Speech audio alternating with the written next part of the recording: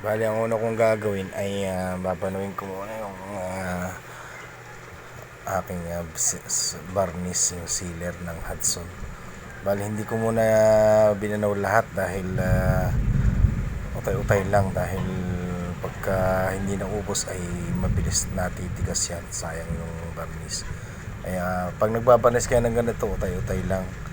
Di pagka kulang ay di saka lang uli kayo magbanaw.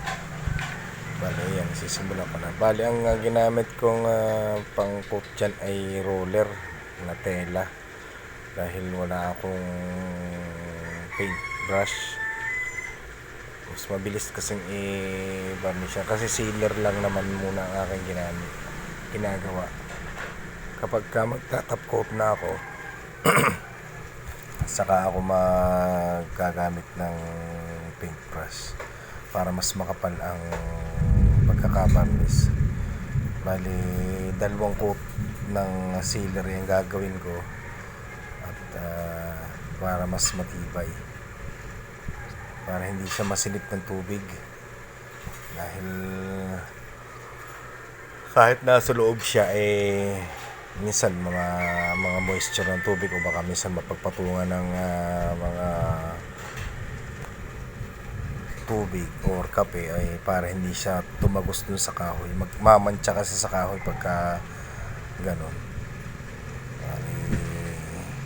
Lalagyan ko lahat yan, yung lahat ng kahit yung ilalim, para silyado yung kahoy bago ko itap ko. Bali, kapag nag-apply kayo ng ganitong varnish, medyo matagal siyang matuyo. Mga ilang oras yan bago matuyo. Kailangan hindi sa naka-expose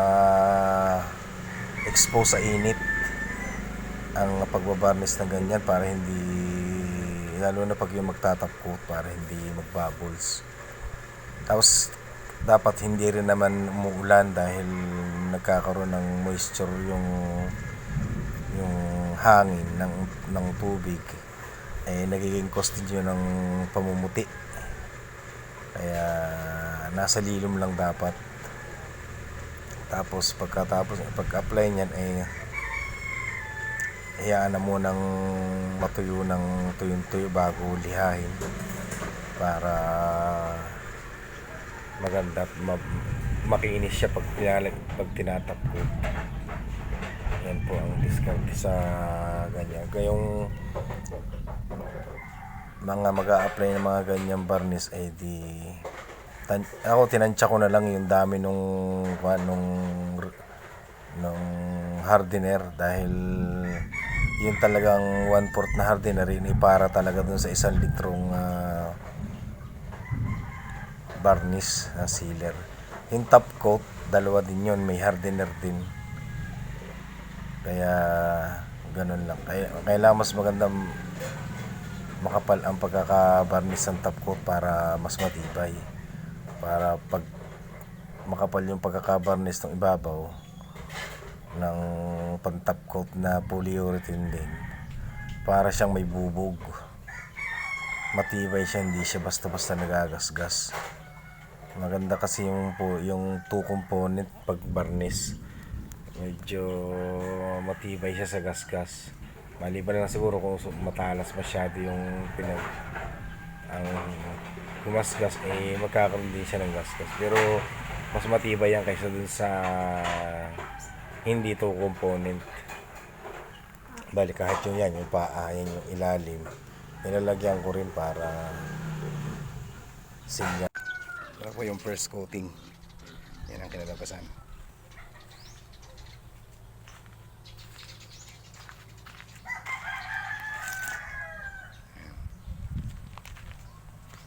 Yan po ang paa niyan. Yan po ay patungan ng TV. At 51 inches po yung papatong dyan. Ang kapal po niyan ay 3.5 ang kapal. Yan po ay gawa sa kahoy na bangkal, kaya po madilaw siya. Maganda rin naman po sa furniture ang bangkal.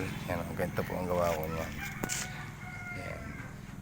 Yung bangkal ay pinagsapi-sapi ko para lumapat. Tapos ganun din yung kabila. Ganito, sapi-sapi lang siya. Tapos ganyan yung interlocking ko. Tapos ganun din sa kabila. Ganun din po. Yan.